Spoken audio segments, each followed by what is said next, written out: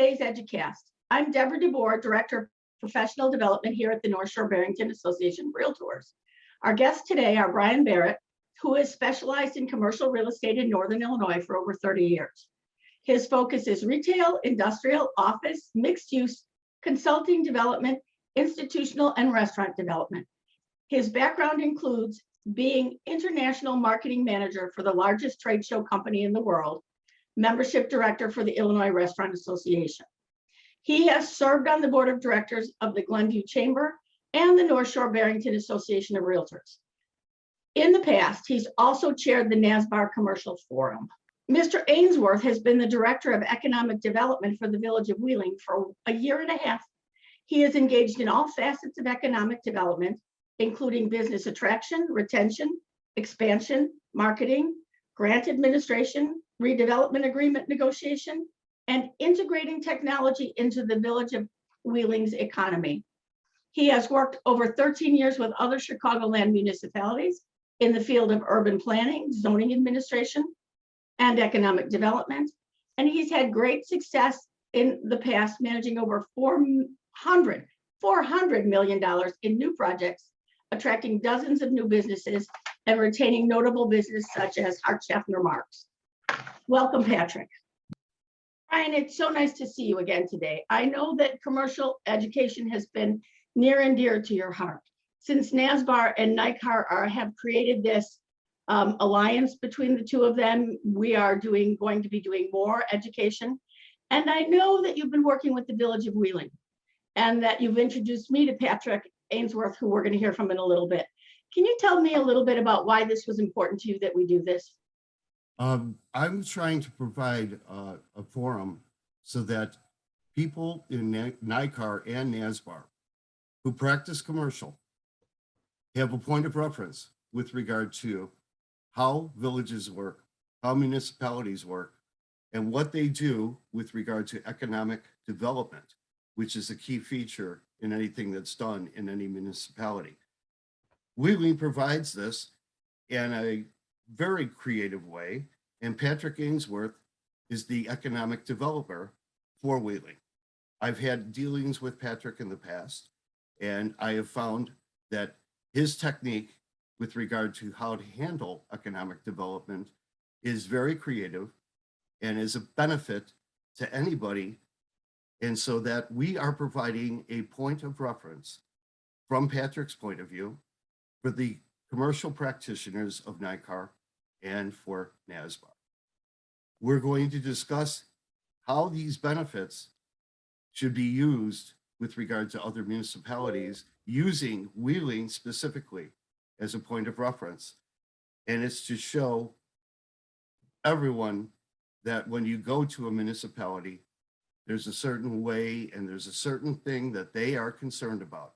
So we are endeavoring to give you a point of reference from Wheeling's point of view, and specifically from Mr. Patrick Ainsworth, who's the economic development head of Wheeling. Patrick, it's so nice to have you as a guest speaker. Can you tell us a little bit about the municipality of Wheeling, please? Sure. Thank you. So the Village of Wheeling is a community of about 40,000 residents and over 850 businesses strong. That's encompassed about 17 million square feet of space dedicated to commerce, including hospitality, restaurant, retail, industrial, office, etc.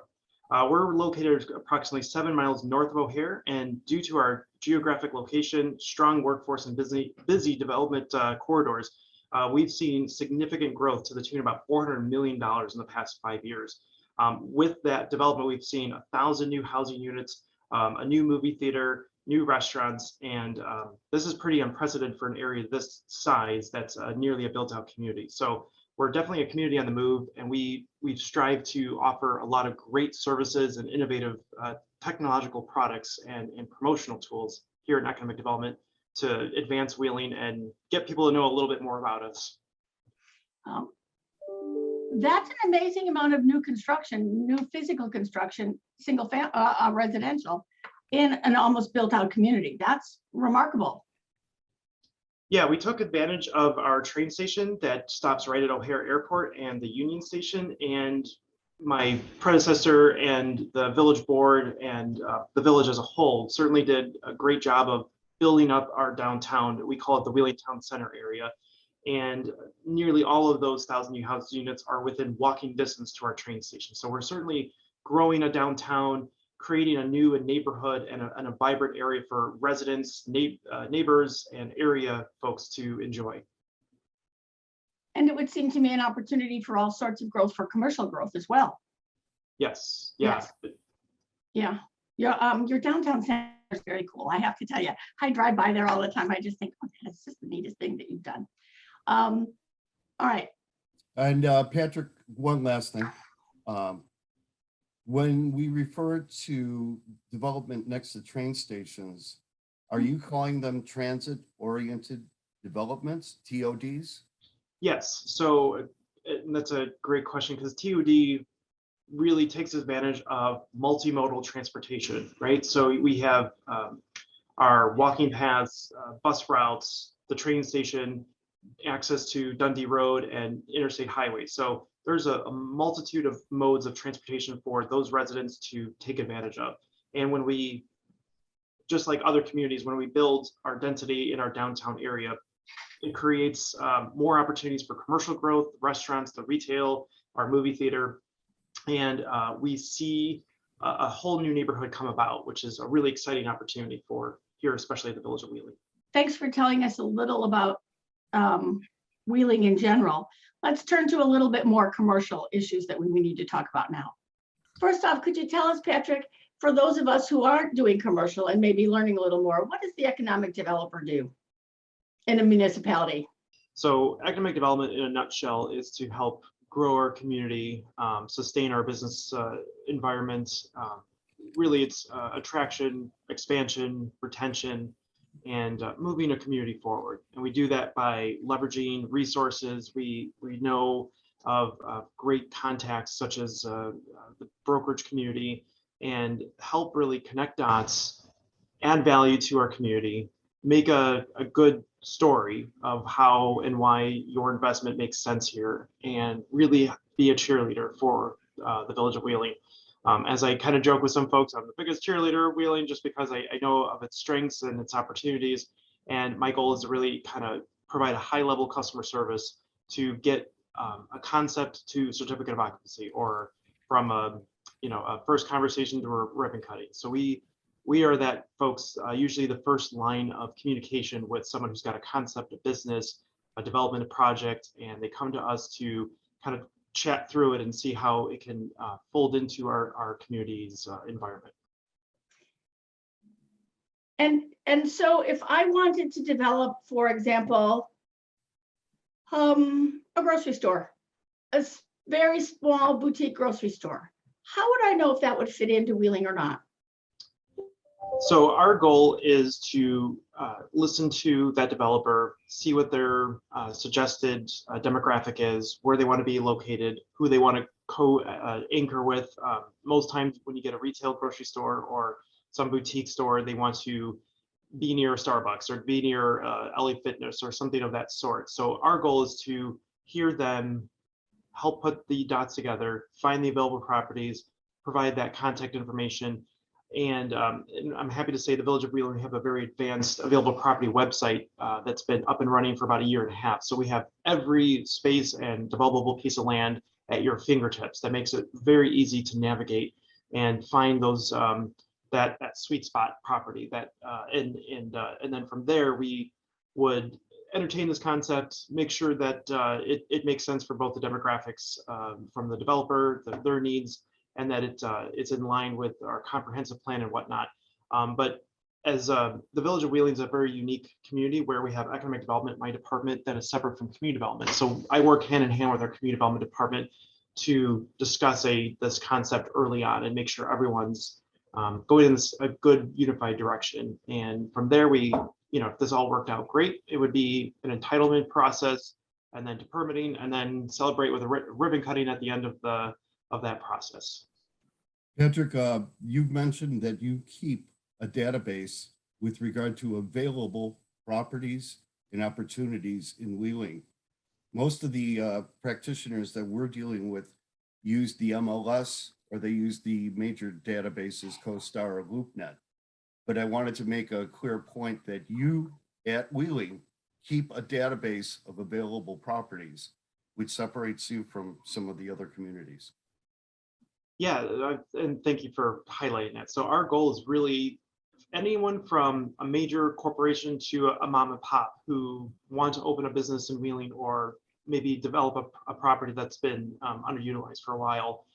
We want to make that as easy as possible. Let them know, hey, here's the opportunities. We actually even attach our zoning map to that available property map. So we really let them know if you're looking at an industrial area, you look in our industrial districts, you can see not only just the space available, but we download the whole brochure and upload that to our website, and it's GIS based. So you can zoom into your selected area, maybe Hints Road, you'll see 2 or 3 spots available. And from there, you can even call the broker from our website. We just try to create a great, easy to use data clearinghouse to make sure that it is as easy to open a business or develop or invest in Wheeling as possible. It was an interesting word you used that I didn't know because I'm not in commercial. You know, I'm facilitating today. I'm not a commercial broker. You talked about incentives. Can you talk a little bit about what you meant when you're talking about incentives? Sure. So just to start off, the Village of Wheeling does offer a great level of business assistance programs, and but however, we always, our North Star is to make sure that when we do an incentive that it's responsibly administered. And we've custom tailored a few business assistance programs, everything from building out restaurant and retail spaces to providing a property tax abatement, which is generally a Cook County program that we've adopted here as well, to reinvest in an aging property to modernize that facility and to modernize that property. So we have 4 TIF districts, which are districts that many communities have, and they help reinvigorate the properties within that district. So from these TIF districts, we've created some community defining projects, such as our Wheeling Town Center, our Weston Hotel development, which is the largest hotel in North Shore trade area, and our beautifully modern Uptown 500 development. And we have helped reinvigorate these vacant properties or underutilized properties by doing an RDA or a TIF note, where we've helped offset some of the extraordinary cost of either detention or utility relocations, et cetera. And we do that as a pay-as-you-go methodology. So when the project's done, when it starts creating positive increment, we help offset some of those extraordinary costs as a pay-as-you-go methodology versus upfront money. Another program that we have, again, is this restaurant retail build-out program. It's actually just a year old. It turned a year in January 1st, 2021. And it's a program to help retain existing businesses, attract new ones, expand existing businesses that are both restaurant and retail based. So it's a grant program, not a loan. There is a vetting process involved, and it's a same thing as a pay-as-you-go. It's a reimbursement grant. So the business owner or developer or shopping center owner must do the work up front, close out the permit, open to the public, and then we will reimburse them. So again, we do offer a wide range of financial assistance tools that are a little more innovative than your typical community. We hope to be a little bit different in a positive way. But again, we do have some mechanisms in place to make sure that we've financially and responsibly administered those incentives. Patrick, would you please comment for the benefit of those who don't know what a tax incremental financing program or a TIF program is? Sure. So it's a district that's first sanctioned by the state of Illinois, our state statute. So you may hear referred to as the state's Tip Statute. It is a way, if there's an area that's near blighted or getting blighted, or it's an aging area of town, by state statute, we are able to do a study, determine the feasibility of declaring a TIF. Declaring a TIF means that you're creating a boundary around a geographic area that will help create a fund to redo the streets, redo the infrastructure, help with some associated costs with private developments, not all, but some. And the goal is to, when you redevelop an area, it is more expensive to redevelop an aging area than to go into a green field and expand that way, because you are now dealing with existing development. So the typical TIF is a 23-year life TIF here in Illinois. And the funds that are put into this TIF over time help offset some of these big projects.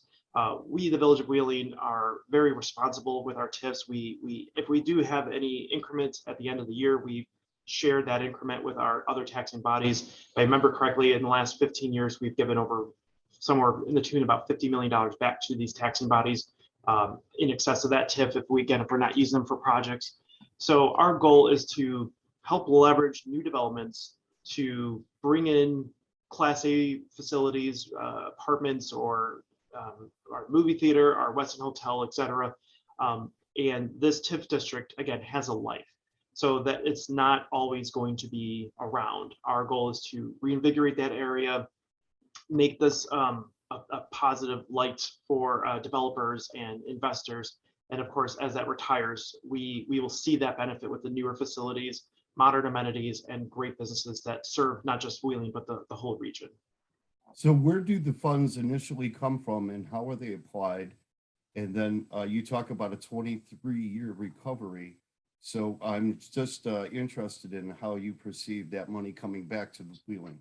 Sure. So an area is, it's always called as the base EAV. Let's keep it simple and say that there's a 100-acre area that pays $500,000 in taxes a year. And when you declare a TIF and all entities sign off on that TIF and it's then established, your base EAV is $500,000.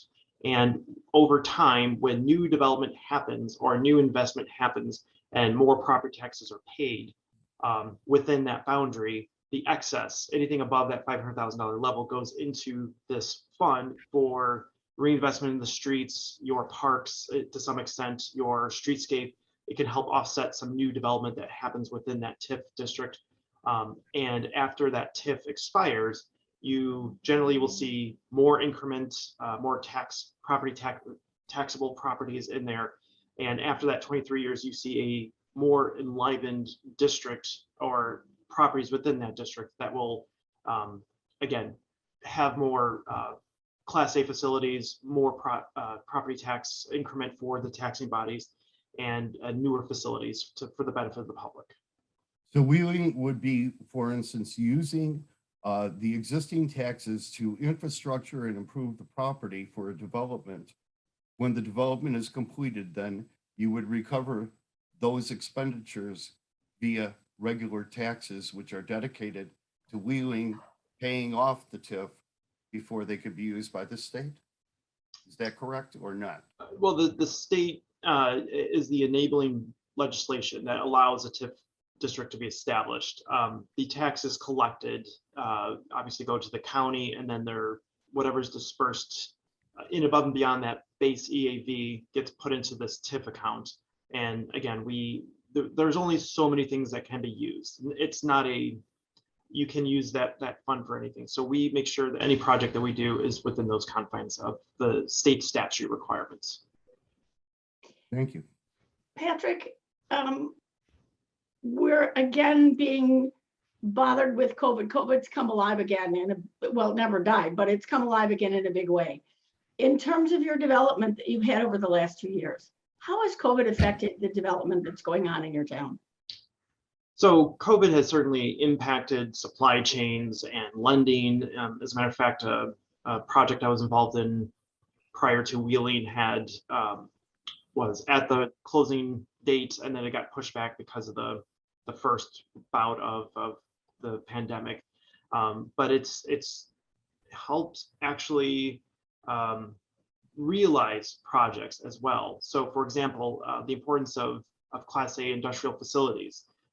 When you get a lot of e-commerce, when you get a lot of industrial facilities, warehousing that needs high ceilings and Class A facilities, it's actually helped many communities with industrial. As a matter of fact, all 100% or all Class A facilities that were built within Wheeling for industrial purposes in the last 4 years are 100% leased. And a lot of that was e-commerce, food manufacturing, and other large warehouse required spaces. So it's a testament to 14 million square feet of the 17 million square feet dedicated to commerce in Wheeling is for industrial purposes. And our vacancy is generally very low. And our goal is to make sure that we help navigate through this and know what kind of facilities are needed. But in general terms, COVID certainly has had an impact, not just on Wheeling, but the entire country and world. We're known for Restaurant Row. We've got iconic restaurants like Serenello's, Boston Fish Market, Bob Chin's, et cetera. And certainly our restaurant community has seen an impact.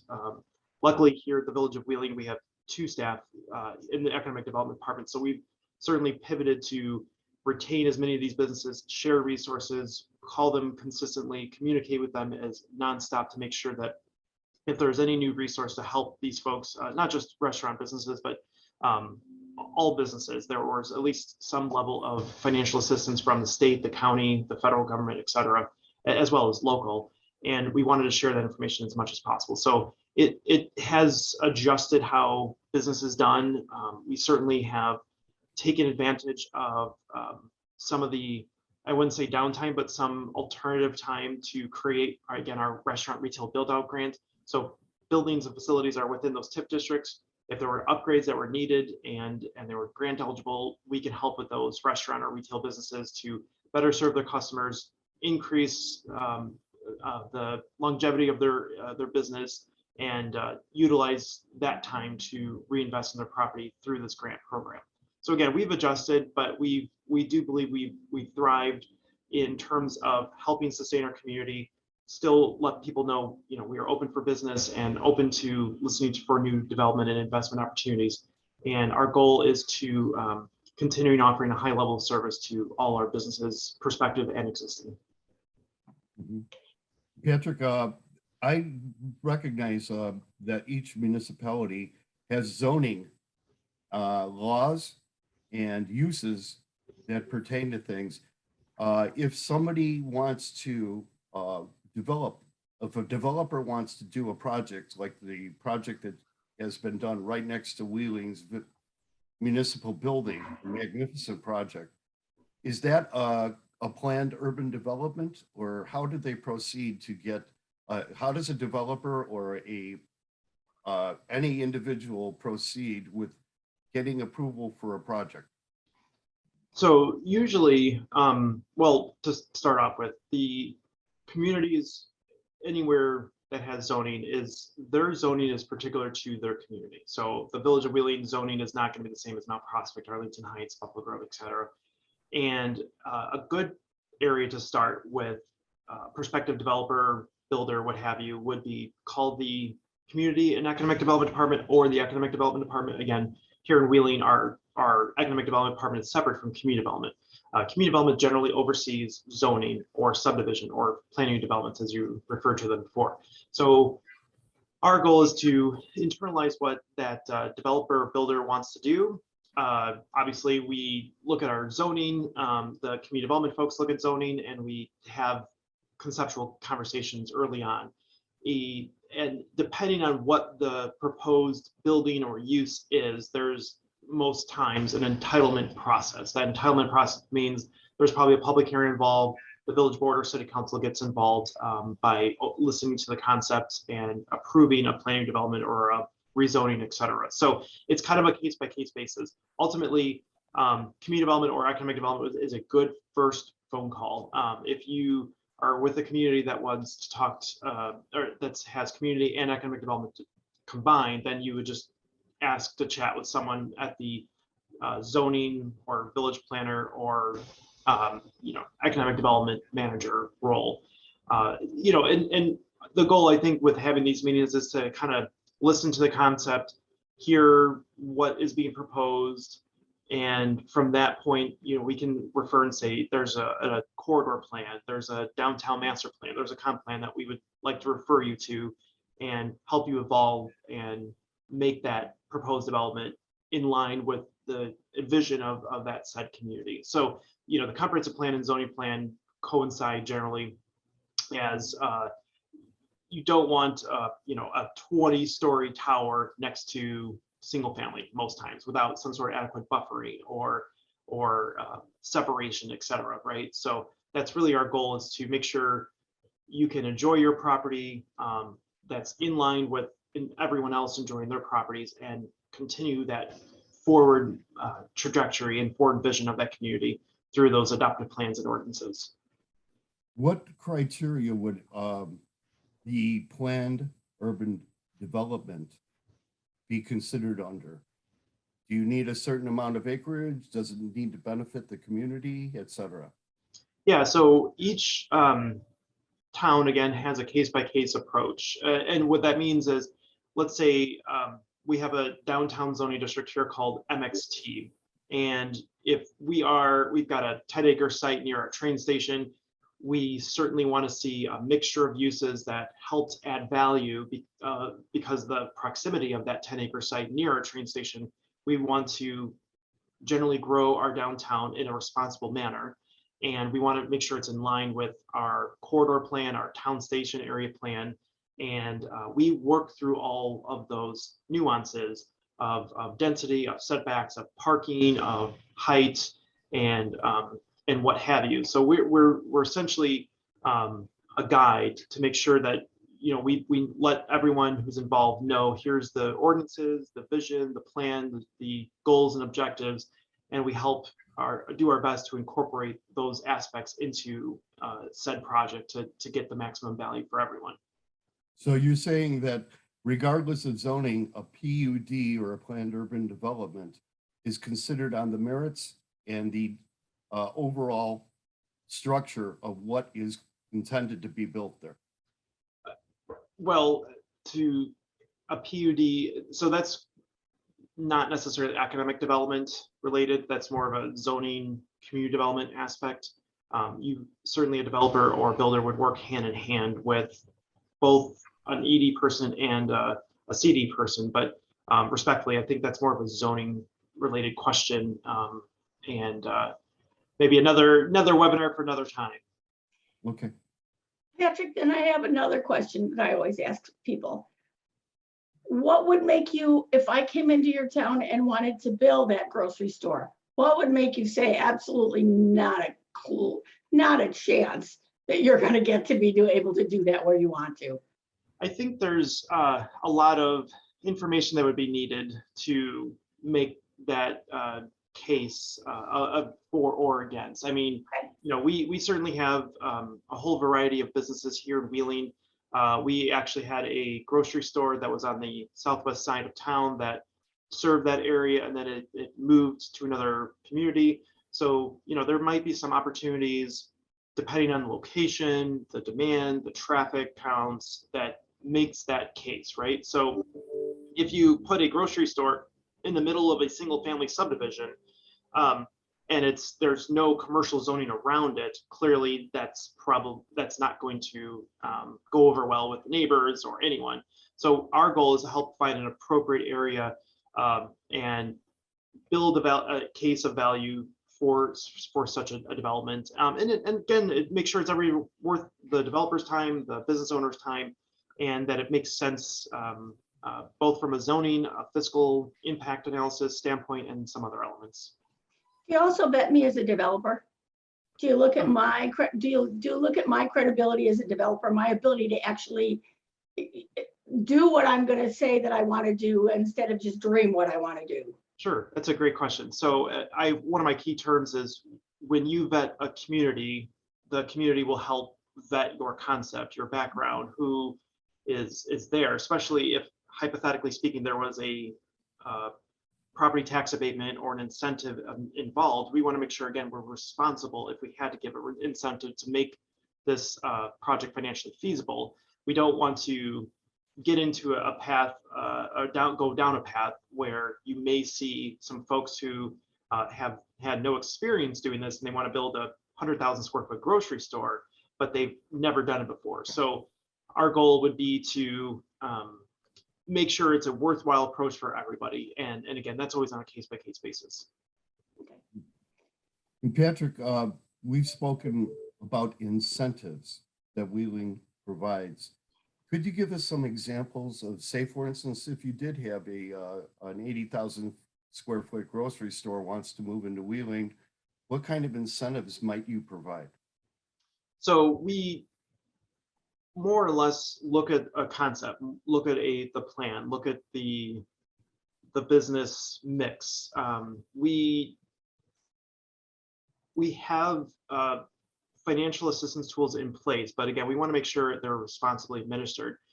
From there, if the costs, once someone starts value engineering a project and they say, you know, Pat, or Village of Wheeling, we're finding that there's $1 million gap because of part of the properties in a floodplain, or we have to relocate a transformer that adds $500,000 to the cost.